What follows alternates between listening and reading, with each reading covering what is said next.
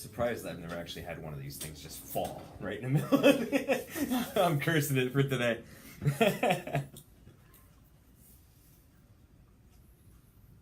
So do you wait for people to kind of cycle into the live video? Yeah, I just wait until I see a couple at the top, then at least I know everything's streaming. I think this is actually the first live video I'll be doing. Really? Yeah. John, I think it was John's first one too when he was with me. Different experience. On here. Yeah, it's fun. So, And I'll put it on the podcast and the website and all that other stuff too, so you can share that and put that on your pages, and then people will be able to pick your brain. did you start using Anchor at all? Yeah, I did. I like that. Thank you it's for that nice, tip. right? Yeah. Thank Gary V. Yeah. No, that was good.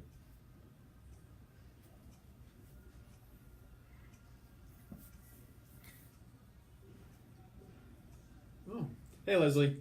Hey, Jackie. All right, so we will get started here. Welcome to another edition of Coffee with the Trainer 4.0. I'm Mike Hartman, the owner of Formal Fitness Training. Here's where we answer all your questions, health, fitness, and supplement related. Today, I'm joined by none other than James Spiece from Spiece Mode Training. He's a friend of mine. We have worked together here at Why Missing Training together, and we have some things coming up together. He's a great personal trainer, good guy all around. So I'm going to let him tell you a little bit about himself, then we'll dive into some of the questions that we have today. Okay, hey. So everyone, I'm one of the personal trainers here at the club. Spiece Mode's Personal Training, just got that off the ground just a few months ago. So what I do basically is I run a lot of specialty classes, Group X, and I also take care of a lot of one-on-one training and some small group training as well.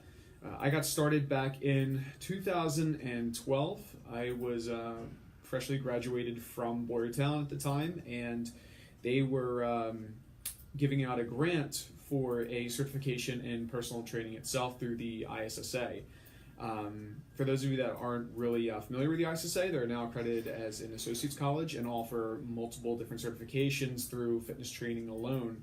And with that being said, it became a large career for me, and definitely was something I had to transition into from doing multiple jobs. It was starting off as a side job at that point, and it really took off, and here we are now. So there's a lot of different people I met along the way, a lot of people I helped get ready for their bodybuilding, fitness competitions.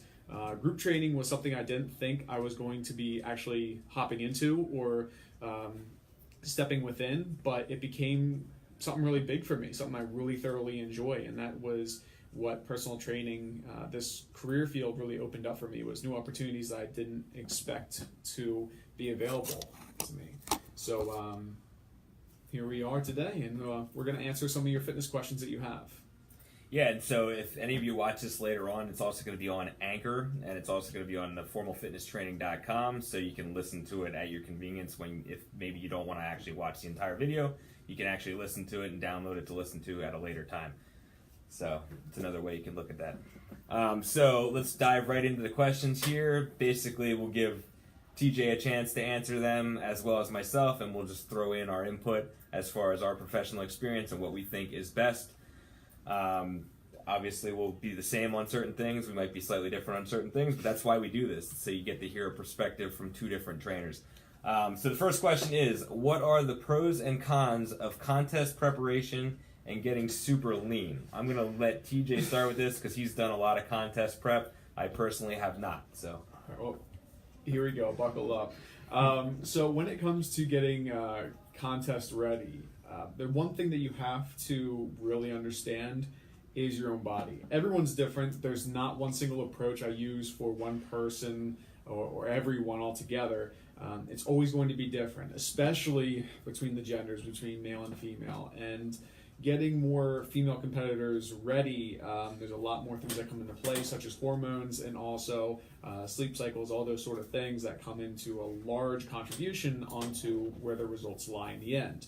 So when it comes down to contest preparation, you need to understand your body. And really the second thing is, with understanding your body and knowing how it loses weight, how it puts on weight, how you feel, all those sort of things, you then have to decide as to how early you want to start actually getting ready for the show. For me personally, I've always gone with the safest rule, and that's the rule of 4. So 4 months, I would always basically slowly cut down. It's not as simple as like a 1 month or 2 month process. It's very complex. You want to preserve as much lean body mass as you possibly can, while also trying to get in the best shape of your life and still function properly. And the biggest thing that I've been exposed to, being not only a competitor but also a coach for competitors, is that how you diet and how you train is going to ultimately affect how you feel. And with all of us, we work full-time jobs. We cannot allow for our caloric deficits or rigorous training regimens to really get in the way of our full-time jobs, and also our responsibilities outside of our jobs, such as family, friends, all those sort of things. And that's really one of the biggest thing you need to take in consideration. So second, you need to figure out as to how long you're going to cut for and how much you're going to devote in terms of getting ready for that competition. I would not go anything less than maybe like a 2-month period. And even for those of you that think you're really in shape, already have abs, might be in single-digit body fat percentages, work on your weak spots then. If you're so confident that you're really ready, you maybe a few weeks out, work on your weak spots. Everyone has them, and take your time. It is a process, and I cannot stress that enough. Don't rush it whatsoever, because you're gonna regret that decision. The final thing I want to be very thorough on as well is really to understand your priorities when it comes to your competition preparation. Walking back into what I was mentioning earlier is you have other responsibilities outside of getting ready for the show, and that is your job, which is your income, and also your family, all those sort of things. One person that I still train, used to be a competitor himself, always told me this, and it kind of stuck with me, is that whenever he got ready for a show, it seems like everything kind of went to the wayside. And it is a fact, but it's also a priority to keep your family and your jobs and your social life still interact with you. Okay, you still need to be in depth with those sort of things. They're very important components. So don't allow yourself to, even though you're getting into that caloric deficit and you're investing a lot of time, it's very important to you to win first. Everyone wants to win first. Always remember the supporters. Always remember where you came from, because they're going to be the most important people when it comes game day. When you step on stage, you want them there. So those are really the top 3. Understand your body, give yourself enough time, and don't forget your priorities. And that's really what competing is all about. So be patient, take your time, learn the process. That's competing. That's a great answer. I think 2 points that would be worth mentioning here for you to answer for them would be, so what kind of budget do you think somebody should have in mind when they're planning on competing, in terms of their eating, their supplementation, their contests, their outfits that they have to wear for the competition and things like that? And also, do you have any advice for anybody who's listening that might think, hey, I want to give this a shot? Where would they begin? I mean, oh man, I have to take a step back now and really look at where I came from. So when I started to think about competing and started to look at the costs, the one thing that kind of kicked me in the teeth was seeing what it actually costed to get into a show and what it took to actually step on stage. It wasn't as simple as, work out and get in shape and eat chicken and lettuce and just step on stage. That it doesn't work like that. There's so much more that goes into it. When you're looking at getting ready for a show, you have to obviously pick out the time, you have to pick out the organization. There's a lot of different ones out there. I did everything naturally, so I didn't do the NPC shows or anything like that. I did all tested shows. So I mean, at the end of the show, I had to get a drug screening, and I had to get what was it, lie detector test? I forget what they call it. A polygraph. That's what it is. So you have to do always a polygraph before you take those natural shows. You'll be lucky enough to find the nearest one might be in Allentown area or even Philadelphia. My first one was in Philly.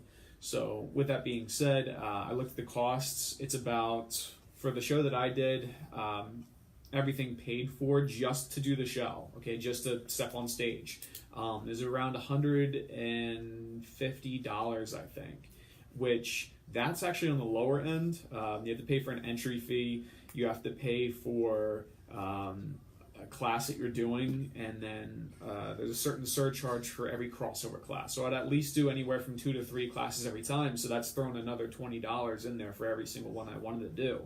But that was my choice because I wanted to spend as much time on stage as I possibly could. When you get up there, you're only going to be up there for maybe 1 or 2 minutes. Those are your 2 minutes to shine. So get up there as much as you possibly can. For someone that's just brand new up and starting into competing, that's what I would do personally, is I would go into as many classes as I possibly could. They have them separated by basically your class, as what you're looking to do. Like there's figure, physique, bodybuilding, a lot of different ones that are different in terms of how your physique looks, in terms of your height. There's a lot of things that contribute into it. But going back into the pricing and stuff like that, it's $20 per extra class that you want to do. On top of it, you have to pay for your suit. So men, they get those little banana hammocks sometimes for the bodybuilding, and women get more bikinis and stuff like that for their figure and their basically their bikini competitors. Now, the other class for men is physique, so you get more like a board shorts sort of thing, but you still have to train legs. You still got to train legs even though you're doing physique. Don't forget about that. And those prices, I mean, they can get pretty up there. I've found some of my banana hammocks I had to wear on stage to be like 20 to 30, sometimes $40, depending upon where you're starting off. I wouldn't toss in a lot of money for being your first show. But with that being said, when you start getting more into it, when you realize it's becoming something a lot bigger, that's when you can start throwing down actually like a lot more money if you want to. Women on the other end, I have heard so many stories about how much they need to spend on like their bikini suits heels. And oh my god, the heels. You got to wear like these glass slippers, and they're not obviously glass, but I mean like the stuff that goes into it, makeup, all that stuff. It's so much more expensive, I think, on the women's end, and it's also like sometimes more challenging, really, because of these expenses. And even though you want to step on stage, like you gotta throw down some mad money. So it is an expensive sport. Keep that in mind. And that's only to get into the show and have the basically like bare necessities to actually get up on there and do well. The other thing you can't forget about is your tanning products. I did not do really any like tanning beds. I didn't do any like going out and sitting in the sun. I took a paint bucket and I took a brush and I just went all over my body, and that's really what I did. Yep. And when you step on stage, your complexion almost looks like a normal tan. But when you're off stage, you look like stained wood, really. You look like a fine mahogany or chocolate bar. And it's so weird. But with that being said, like you need to have that tan because it shows off more definition. So if you're going to buy like a professionally done tan, that could be an additional $100, even $200. I know people that make a living off of that. Is they go in with their tanning machine, they have a compressor, and they just spray people. They make mad money. So if you're looking to do that as well, I mean, tanning is going to be a big one, a big cost. You can't just go into like a tanning salon. Baja Beach. Yeah, Baja Beach. Yeah, you can't just go in there and just get give me your darkest tan. Because trust me, I tried that. It's not going to be dark enough. You can't go to Walmart and buy like the self tanner lotion. You got to buy like the professional stuff, and you're going to get a few heads turning because of how dark your complexion's going to be. It's crazy. The last show that I did, I was so dark that if I opened up, if I smiled or my eyes opened up really wide, they lit up the room. Everything else is completely dark. It's insane. The other expenses outside of that would be basically if you're looking to get some sort of hotel room to stay by, just for the fact that some competitions that you want to go to or are only available to you are long distances away.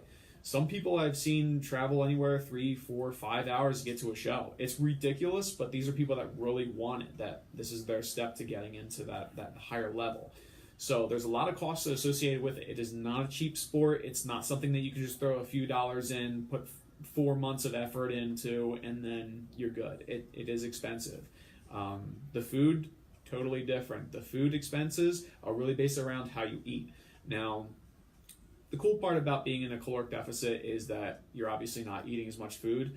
But with that being said, you need high quality foods. You can't just obviously eat normally in less quantities. And by normally, I mean like the average American diet, such as, soda here and there and chips here and there and balance and blah, blah, blah. It's a lot of lean meats, such as your chickens, poultry, a lot of sometimes your ground turkey, beef, salmon, fish, all those sort of things in a combination of healthy vegetables, limited amounts of fruits, and healthy fats. And with that being said, depending upon if you're going organic, if you're going, farmer's market, that's going to play a major role in your expenses on a regular basis. For me, my budget was about, I want to say $70 every week and a half to eat the way that I needed to for the competition itself.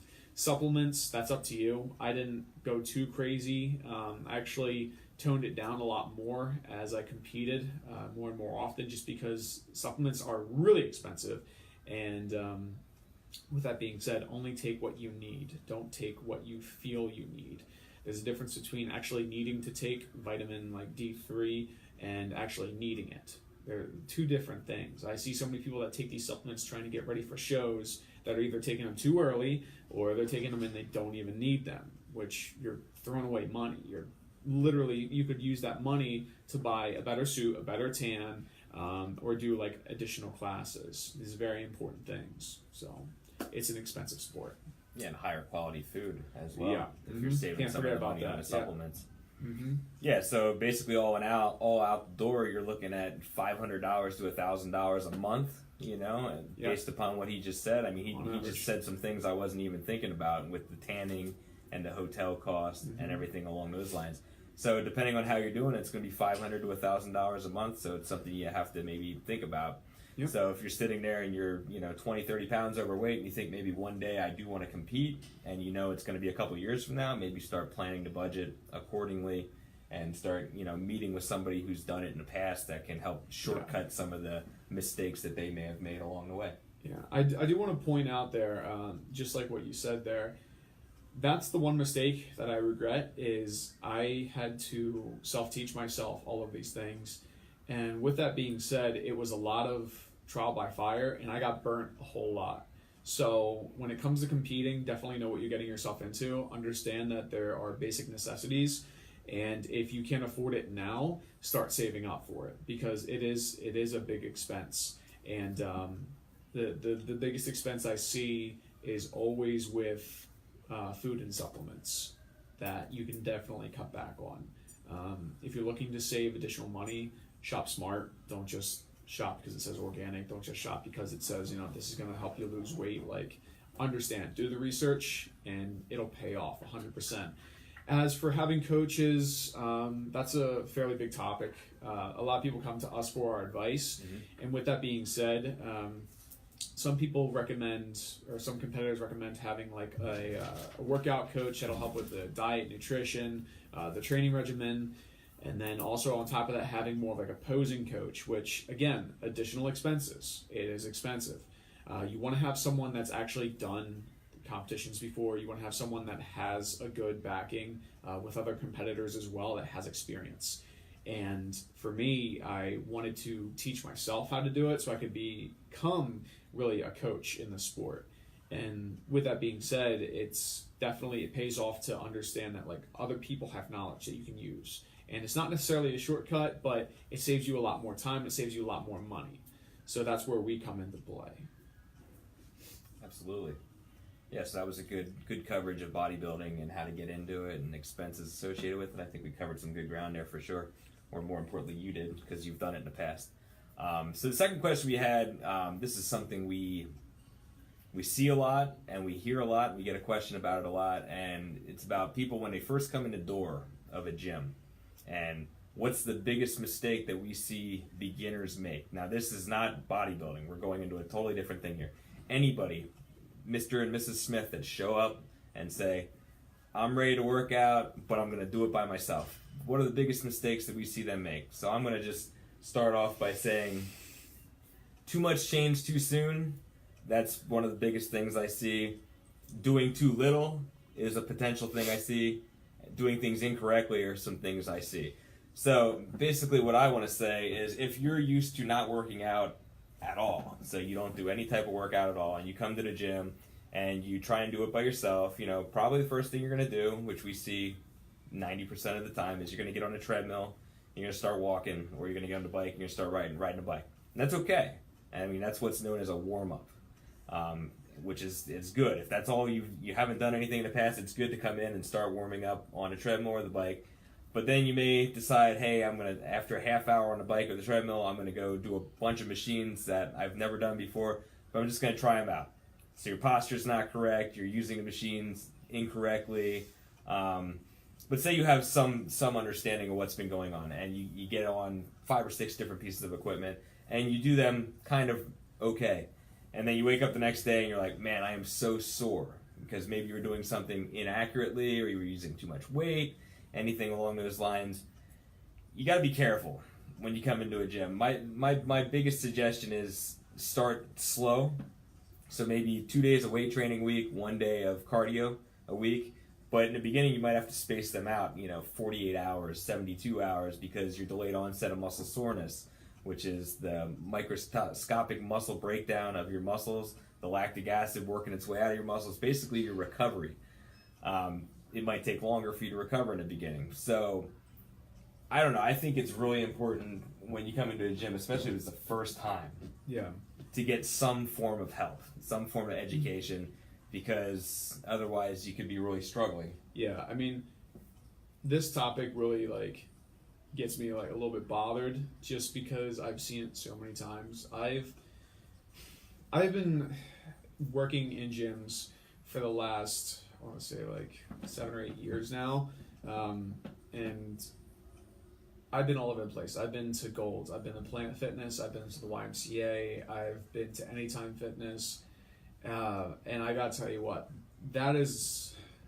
I appreciate the good intention, but it doesn't last forever. Intention is not going to lead into actual results. It's the actual action of proper movements taken. So what I mean by that is, when it comes to starting up a gym membership or trying out a trial period or something like that, the most common thing that I see is people come in, they only ask maybe a few questions. Where's the bathroom? Where's the locker room? And maybe, how can I turn on this machine? And that's about it.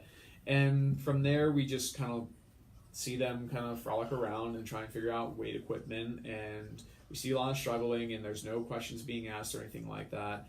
And it seems as though people are so afraid to ask for help. So what ends up happening is you have an individual that has those good intentions, but they just hop on and they start doing cardio, whether it be the bike, the treadmill, the Stairmaster. That's good for the moment. It only lasts you so long. You might be able to lose maybe a few pounds here and there from doing some cardio. But with that being said, I'm going to be honest, you are wasting your time. If you want to do cardio, have some fun with it, do it outside. I mean, I understand if you're coming in here in the winter, but enjoy nature in itself for cardio. When you come into the gym, you're here for the equipment. This is stuff that it's very expensive to have, such as your dumbbells, your machinery, your plate loaded, sometimes even some turf, all those sort of things. Those are things you don't have easy access to. So that's the purpose of a gym membership itself. It's not to come in and walk on a treadmill or do the bike. You can do those things at home and not spend a dime. So when you come in here, you should be able to use the free weights. You should be able to use the machineries, all that sort of thing. And the thing that kind of bothers me about this subject is, I'm a guy, and I understand that it's hard to ask for help, and there's not too many guys that are willing to ask for help, even if they're doing something horribly wrong. But with that being said, don't be afraid. Do not be afraid to ask someone else for help. I don't care if it's spotting. I don't care if it's checking form. I don't care if it's, can you show me how to do this new chest exercise I've seen? Something. Because in the end, you're going to get so much more out of it than you bargained for. And that might open up more of a doorway for you to learning even more. And I got to admit, I give advice out for free. That's why we're here today. We're not getting compensated for posting this video up for you guys whatsoever, but we want to help you as much as we possibly can. And for someone to come up to me, even though I'm working out, or I might look busy or something like that, and they just ask me, am I doing this right? Or how do I use this? that makes a world of difference. It really does. And I will give you that advice for completely free. That's not a problem whatsoever. But when you come in here and you just go on, you do cardio and maybe a few machines here and there because you read on the picture what it says and you feel like you're doing it right, it's not going to last long. We don't see that last long whatsoever. That commitment is very short. And most people, it's coming around that time of year. January's coming up on us. You're going to see a lot of those people in the gym come in. They're going to look around, hop on the treadmill, and head right out after a few minutes. So ask for help. That's what we're here for. Yeah, and I think a big point there is, it's not as expensive as you think to get some professional help with a trainer. It's not, you may see us with certain clients 2, 3, 4 days a week, but that's not all of our clients. I mean, I have clients that meet with me once a month that kind of have a pretty good idea what they're doing in the gym. So I basically meet with them once a month for about an hour and a half just to re-outline their program for the month. And then they follow that program on their own. So something that, basically you could afford by cutting back to 1 cup of coffee from Starbucks a week or a day instead of 2 cups a day. Over the course of a month, you'd be able to afford meeting with the trainer 1 or 2 hours a month and just get a concrete program designed specifically for you. Because it's another point I want to touch on is the blanket programs you see online are not always the programs designed for you. Say you have a shoulder injury or hip injury or anything like that, the programs you find on bodybuilding.com or anything like that, Google even, they're not designed for you. And if they put you in a bad position for your shoulder or your hip, you could be doing more harm than good. So, even if it's just 1 or 2 sessions just to get rolling with a program, I think it's a great idea. And again, I like to always do a shout out to Why Missing Fitness. We have the most professional and educated trainers you're ever going to find. So any one of us could write you a great program and you'll start seeing results a lot faster. Mm-hmm. So I'm just throwing that out there. And I'd also like to keep in mind that I feel like a lot of people think of us as, only kind of like a one-shot sort of deal where you come in for a workout and then that's all you really get. The truth about it is when you come and you work with us, we're sharing as much knowledge as we possibly can with you. And with that being said, we're not just here to come collect a paycheck and then off you go. No, I mean, I've gone over several times and I've helped people out where it's just like I don't get anything out of it, but with that being said, I want to be able to educate individuals, and that's why I picked up this profession. I love sharing my knowledge with other individuals, that they can share that knowledge with other people as well. And a lot of plans that we do right out, these are plans that you can do time and time again. It's not where it's a one trick pony. Like, these things are specifically designed for you. And like Mike was saying earlier, like bodybuilding.com, all those ones, like you can get some, I guess, decent plans online. Sure, maybe find an online coach or something like that. But with it being said, without that one-on-one interaction, they can't really see as to how your form is. They can't really see as to how you're actually performing. Like, us as professionals, we have to read your body language. We have to understand that, there's a certain limitation as to how well you're doing. And we actually give you immediate feedback. That's something that you're not going to get from anything online, and it's definitely not something that you're going to get from just reading a book altogether. You're going to have to understand that there's so much more that go into the programs that we write for you. There's a lot of substance in there. And our goal is to help you eventually become independent, to be able to, again, share this knowledge with other individuals so that you can share that wealth that is health. And that's really what our chief aim is to do as professionals here in the fitness field.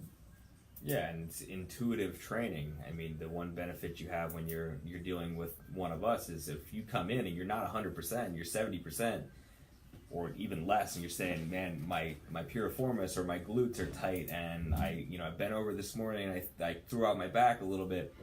Chances are we might have a game plan in mind for you that we're gonna hit chest, shoulders, and triceps today. But if you come in and you say that to us, guess what? The whole workout might be stretching, foam rolling, light cardio, just so you leave feeling better than when you got here. Whereas if you came in on your own and you have those issues, you might make them worse. Now you're on the shelf for 2-3 weeks, 2-3 months if you tear your rotator cuff because your shoulder was a little tight and you didn't pay attention to that. Yeah. And if you're not aware of, say, the bench press directly impacts your rotator cuff, and you come in and you're like, my shoulder hurts, but I can do bench press because it's chest, right?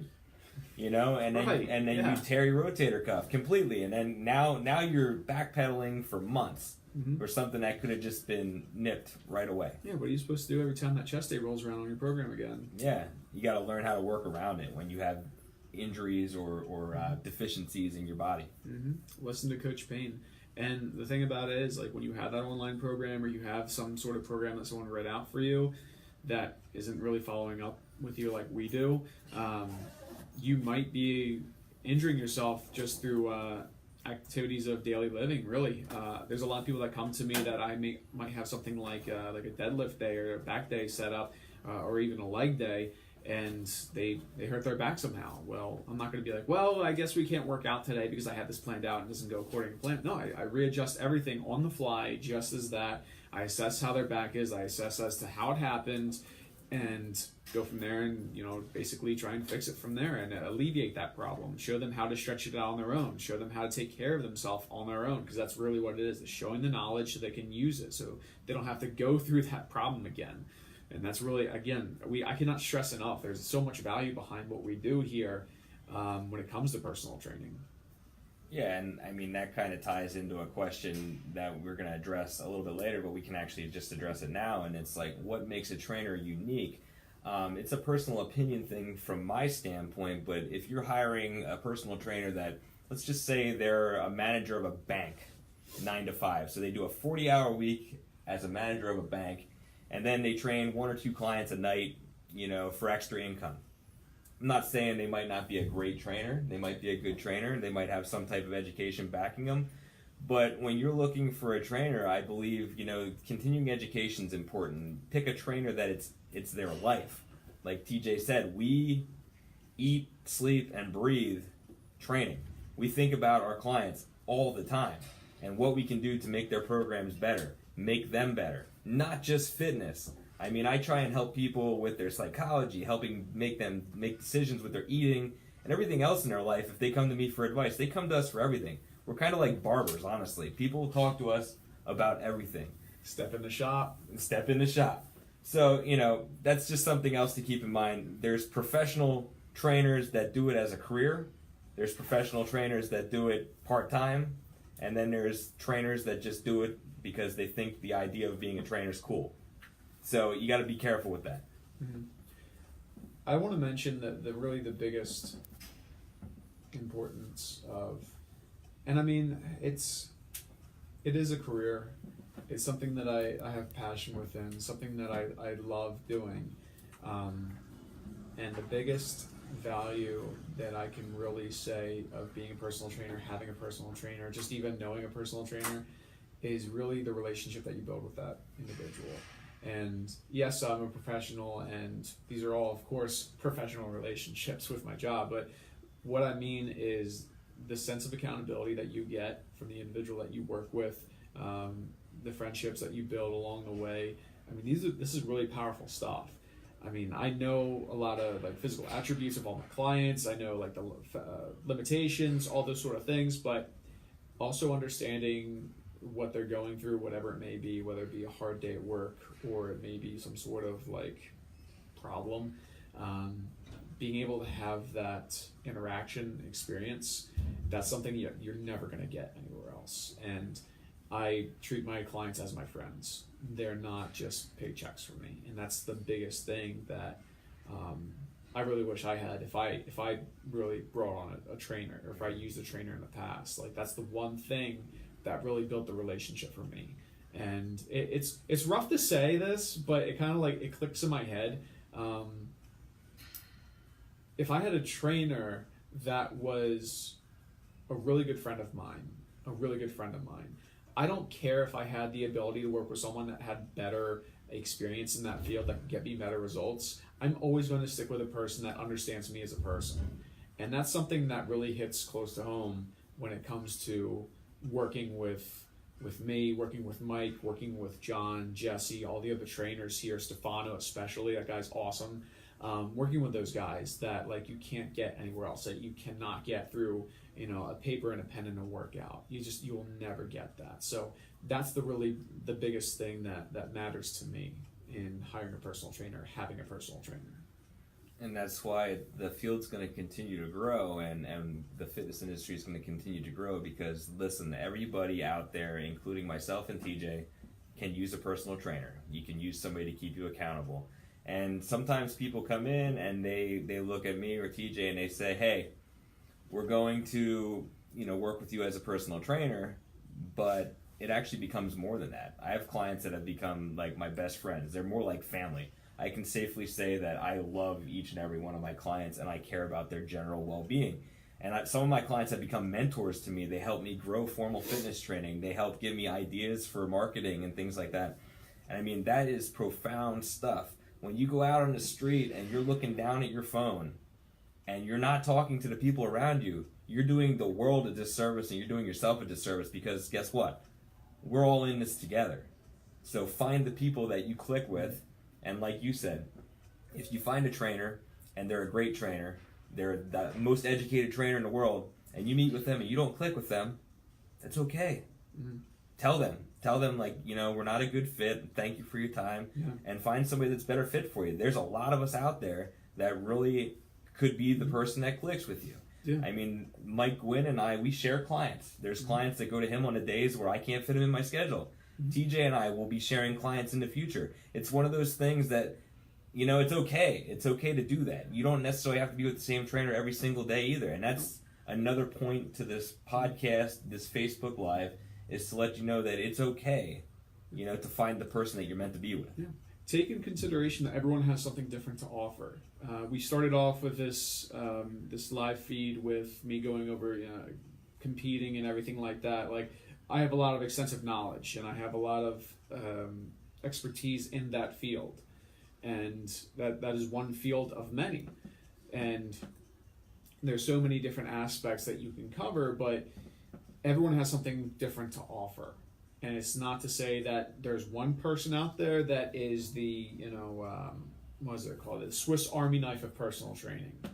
There is no such thing as that. We all have our strong points, we all have our weak points, and everyone has something to contribute. So it's okay if you're getting information from this trainer and that trainer and this trainer and that trainer. But with that being said, make sure you're actually trying out the advice first before you just going on to the next advice, But I do have one question real quick. One of my friends actually mentioned a comment about, is it hard to maintain that kind of relationship with online training programs?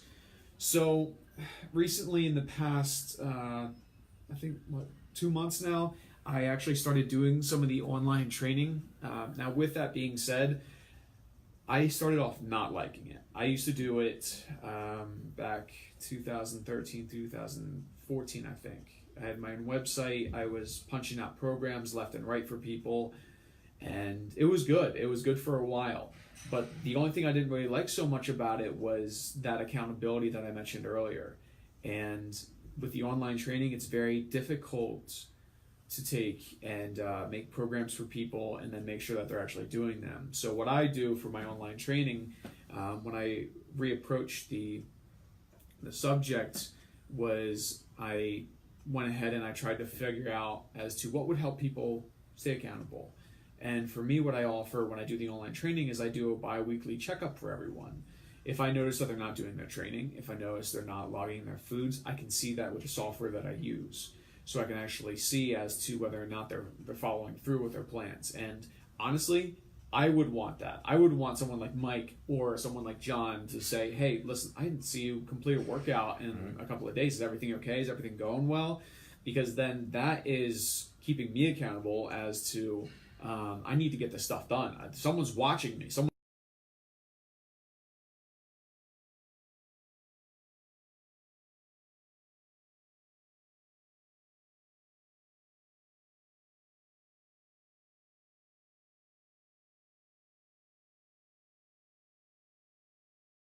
The bi-weekly checkups. How's everything going? Is your plan going all right? How's work? Is anything becoming a problem? Is there anything I need to change on my aspect? So the relationship thing with the online training really isn't that difficult because I know how important it is to each and every individual. And I try and see it as to how important it is to me. And I don't want just being, here's a program, take it and run with it. I don't care if I threw $500, $600, $700 into it. The value is how much that person provides and how much care they provide to me as an individual. I don't care if they have 25 people. I don't care if they have 30, 40, 50. I want them to make me feel as though I'm top. I am priority. And that's why I try and provide to the people that I work with for online and one-on-one training as well. So... yeah, and I think with technology, it's definitely making it easier to establish those connections. I have a couple exchange students that I trained for a little while that I was doing online training with afterwards, still able to get face-to-face with the video camera and, talk it over and things like that once or twice a month. So you can still have that face-to-face, even if it's just this way. Yeah. I think it's kind of cool. I mean, anybody who listens to this is going to get some information and some value from about 45 minutes or an hour with a personal trainer. And so it's getting easier every day to establish relationships with online training programs, and I think with virtual reality and things like that going forward, it might even get a little bit more crazy. It's dicey. Yeah. All right, so we have 2 more questions we're going to go over, and then we have some exciting news. So we kind of touched on this a little bit with the bodybuilding, but what are the trusted supplements for an immediate effect? What are the most trusted supplements for an immediate effect? And I'll start with that. I would have to simply say the only supplements that, to me, trumps a whole food source and is something you absolutely should be doing is a post-workout glycogen and a post-workout whey protein isolate, because that's going to be the fastest way to help recover your muscle tissue and keep your body in a positive nitrogen balance. Other than that, supplements are simply supplements. Do you want a meal replacement? Okay. If you don't want to eat breakfast, but you need protein, maybe a low, slow digesting protein that lasts 2 or 3 hours in a smoothie might be the way to go. If you're not getting 5 to 7 servings of fruits and vegetables a day, maybe a multivitamin that's gender specific, capsulated, not hard pressed. Hard pressed is pretty hard for your body to digest. It's a marble. So it's gonna come out the same way it went in. Exactly. They actually show x-rays of people with the vitamins still in their intestines, not broken down. So again, you said that earlier, wasting money. So only take the supplements you absolutely need, with the exception of post-workout. Mm-hmm. Do you agree with that? I agree with that. And so here we go. This is another subject that really hole. oh my god. This is another subject that definitely gets my blood temperature up there. So I used to be a manager at a GNC, and with that being said, my profession was 100% retail with supplements, and that was everything from multivitamins to post-workouts, pre-workouts, carbohydrate, meal replacement. Did I say that one already? Yeah. I said that one already. Meal replacement was pretty big. Fat loss, muscle gain, creatine, another big one. All of these sort of things, I had to make sure they were sold at a certain amount. I had to make sure quotas were met, all this sort of stuff. So I have a lot of background in supplements, and what I can tell you is you're most likely, if you're really into fitness, you're most likely buying a supplement. I can almost guarantee 5 out of 5 people are buying a supplement right now that they do not need whatsoever. But it's either because of something that they read, something that they watched, or something that someone told them that they feel like they have to have that supplement. And it's complete BS, 100%. Now, tried and true, 100%, I would only recommend whey protein, okay, because it's very hard to get in your protein content. That's one of the more difficult macronutrients to get in through your diet naturally, especially if you're trying to put on muscle. If you're a bigger individual like myself and Mike, our protein intakes, exactly, look at that. So our protein intakes are, for most people, kind of high. It's almost ridiculous sometimes. Mm-hmm. And the other one outside of that, it would be a multivitamin. And again, not one of the pressed vitamins. I try and get a lot of my vitamins from powder type supplements, because it's the most bioavailable thing to your body. It's so easy to break down. I know I'm not going to be turning around after I go to the bathroom and see it floating away. It's not going to be one of those things. It's going to go right through the system. It's going to be more bioavailable, and they're not crazy expensive. You can get a decent whey protein. You can get a decent multivitamin that isn't going to break your wallet. And there's so many other supplements out there that, you know, people are going to say, oh, you need this and that and this to help that work more efficiently. And that's not the truth. If you hear someone saying you're going to take this and get immediate results after you take it, it's 100% BS. 100% BS, unless it's, oh, if you take protein, you know, you'll, you know, build your metabolism up a little bit higher and get a little bit stronger because it'll rebuild your muscles and whatnot. Like that's proven by science, okay? And the multivitamin, you just need that. That's oil for the engine. That helps move all the gears efficiently, nothing else. So those are like the tried and true. Everything else, I'm sorry. Creatine and caffeine are fantastic as well. They both have their purposes. Creatine helping you get a little bit stronger, helping with regenerating ATP. I'm not going to get too much into the science of everything. And caffeine help for alertness, help for reaction time, those sort of things. They're fantastic as well. But the trickier ones, caffeine, the trickier ones out there that you need to really take a deep look into are really most of your fat burners and your pre-workouts. Because as you might notice, if you take a look at the labels of some of the pre-workouts, the fat burners, those sort of things, you need to actually see the caffeine content. You need to see the ingredients entirely. The one thing I'm going to touch base on with the pre-workouts is a lot of your pre-workouts are anywhere from 400 plus milligrams of caffeine. And that is ridiculous. Dangerous. That is, yeah, that's borderline dangerous. I mean, like, that really hurts a lot of people. And I mean, if you don't understand how your body works, if you don't know your tolerance to caffeine, you're in the long term ready for pain. You're ready for pain. It's not a good thing. And on top of that, there's a lot of other ingredients in there for pump, L-citrulline, some beta-alanine in there as well to help, like, as a pH buffer in your body to help, you know, calm down that acidic feeling when you're lifting weights and stuff, endurance booster. Those sort of things, I mean, yeah, do they help out a little bit? Sure. But the most attention you need to pay is to the caffeine content. Anywhere from 125 to 200 milligrams is optimal. Optimal. You do not need anything past that point. You're literally just going to give yourself anxiety and insomnia late at night. That's really what you're going to do. And your heart's going to be working a lot more than it needs to. You don't need any of that. Exercise alone is going to get your heart rate up, so why would you want to double time it? It makes absolutely no sense. You're just going to overwork a very important muscle in your body, which you shouldn't. The other thing is fat burners. And here we go. All right, so fat burners. Yeah. Man. So fat burners, they are non-stimulant. Some of them are, and they are stimulant-based. You can get one of the two. So if you're caffeine intolerant, you can't take in coffee without, you know, shaking and stuff. You're more of like the green tea non-stimulant kind of individual.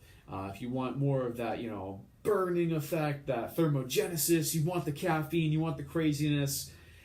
Either which way you go, fat burners are really not necessary. 110%. Your fat burning potential is based upon your genetics, your exercise activity, and what you put in your body. Those are the massive three that are going to affect how this looks, okay? Let's get that out and center right now. These fat burners that are promoting, you know, you're going to lose, you know, 6 inches off your waist by the time you go through this bottle, and you're going to end up, you know, sweating your, you know, balls off through taking this bottle. All those sort of things, like, not to say that it's not going to make you sweat, but what I am saying is, again, a lot of those come with caffeine. A lot of those come with, I don't know if you had any bad experiences with Yohimbe. Yeah. Oh my God. Yohimbe. Heart racing for Listen days. to this. Can't sleep. Yohimbe is like a man killer. It literally, if it had its own, like, actual nickname, it would be like the Widowmaker. Yeah, because that sure. thing does, like, it does kick you in the heart. And a lot of fat burners have that. I've seen a couple of pre-workouts that have it in there. And the reason why they put it in there is so you actually feel something. That's why people don't sometimes take multivitamins, because they don't feel it, you know? But the truth is, like, it doesn't mean it's not working. So fat burners you don't need. Stop throwing your money away. They're so expensive. And the one thing I've noticed with supplement prices between pre-workouts and fat burners, they're one of the biggest money makers in the supplement industry, because they have you feeling certain ways. It's like a dopamine response. It's literally just a drug at that point. So pre-workouts, fat burners, just, you don't really need them. They're kind of a waste of your money, really. It's, again, about your genetics, your exercise activity, and what you put in your body, okay? If I work out, if I eat right, and if I'm consistent enough, this is going to change. That is proven time and time again. So stop wasting your money on those sort of things. Yeah, there's a lot to touch on with everything you just said there. Just to clarify a few things for people, I would go on to say that not all supplements are created equal. So there are going to be ones that are cheap that are garbage. There's going to be ones that are expensive that are garbage. You got to kind of find the middle ground of what's right for what you're trying to do. Mm-hmm. And as TJ said, avoid the word proprietary blend. So if it says there's 10,000 milligrams in this energy matrix, and then it's saying that there's caffeine, there's yohimbe, there's this, that, the other thing, hydrochloric HCl, creatine. Yeah. It sounds great, but you don't know how much caffeine's in there. Yeah. Because the other part I'm going to dive into here, I'm talking with my hands because this is a lot to cover. But if you don't hear anything else during this video, hear this. When you are starting to consume caffeine, whether or not you are caffeine sensitive and you can handle a lot of caffeine, when you're starting a new product, go through a caffeine assessment phase, whether you decide to do a fat burner or a pre-workout.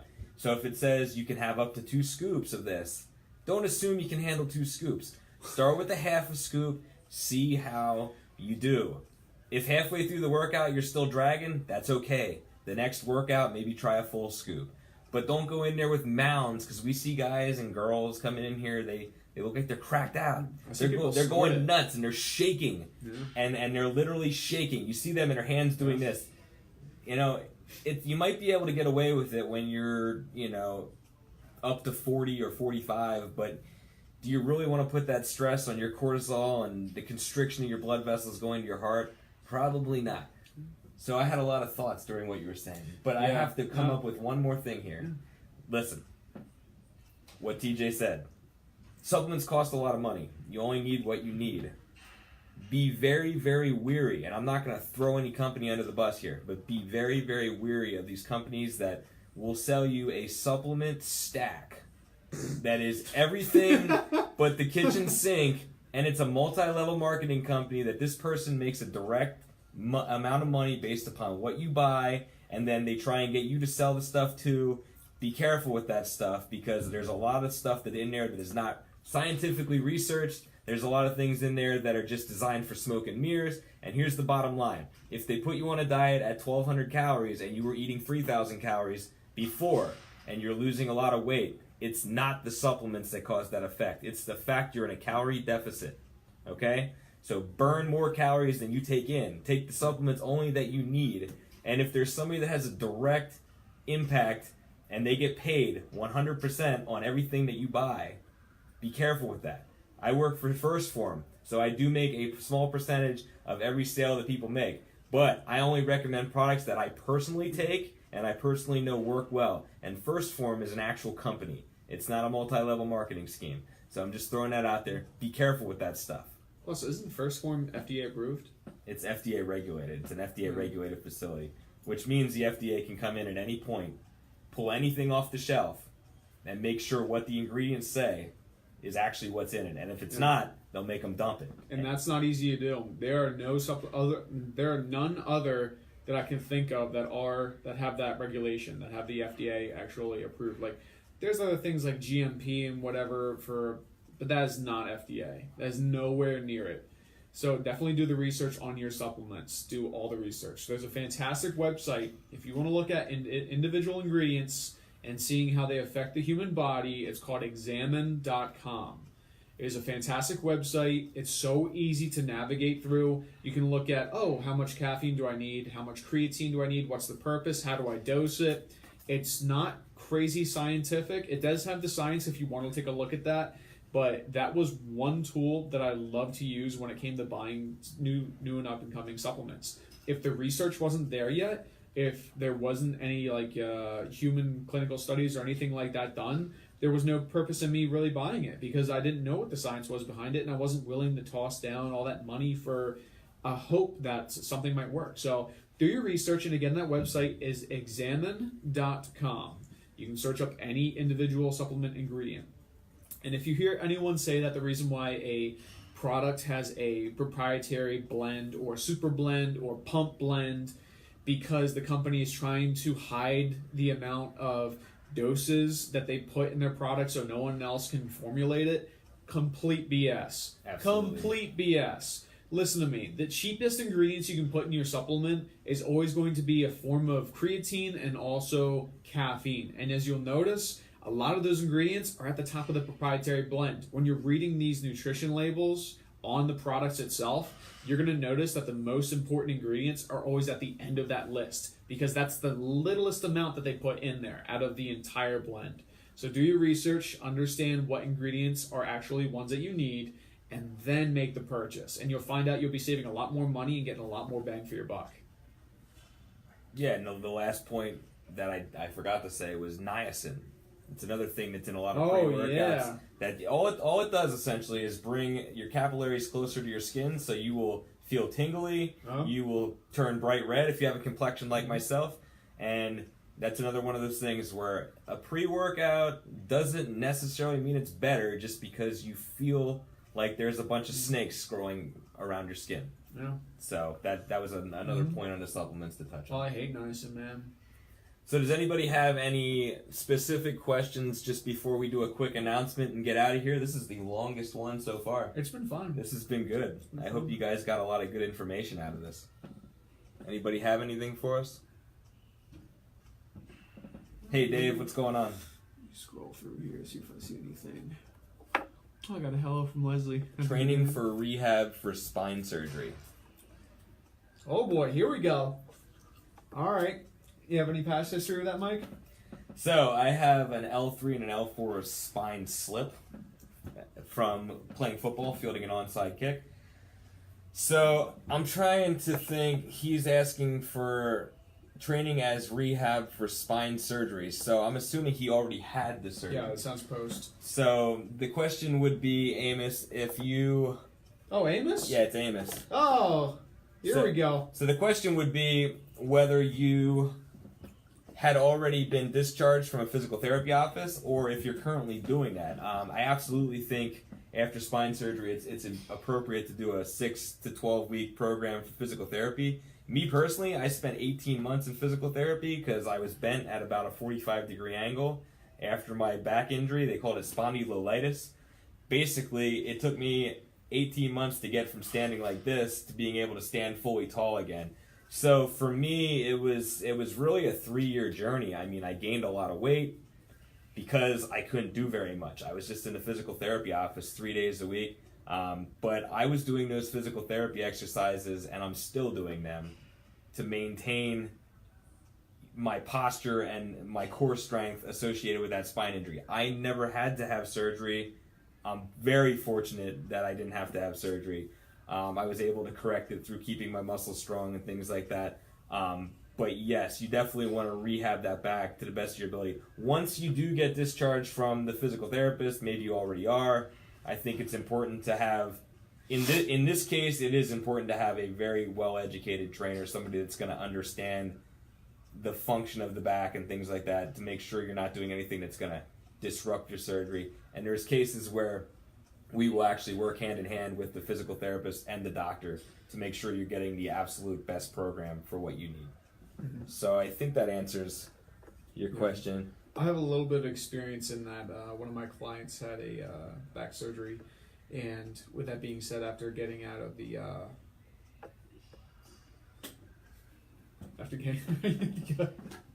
is that phone falling over? Yeah, he said that you worked with him the whole way through. Yes, yeah. So he's the client of mine, my star pupil, that I worked with to getting him to where he is today.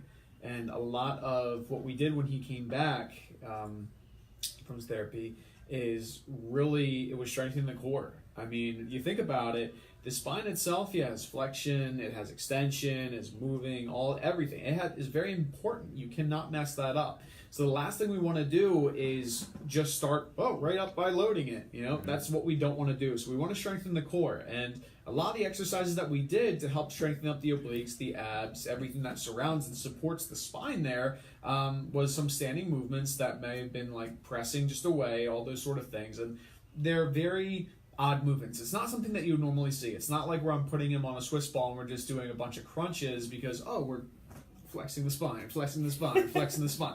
It's not like that. No, 101, 102, exactly, 103. It's not like that at all. A lot more of it is more of like static holds. It's more of like planking, those sort of things. Now I add more movement in there so I can get the other muscles into the actual exercise itself.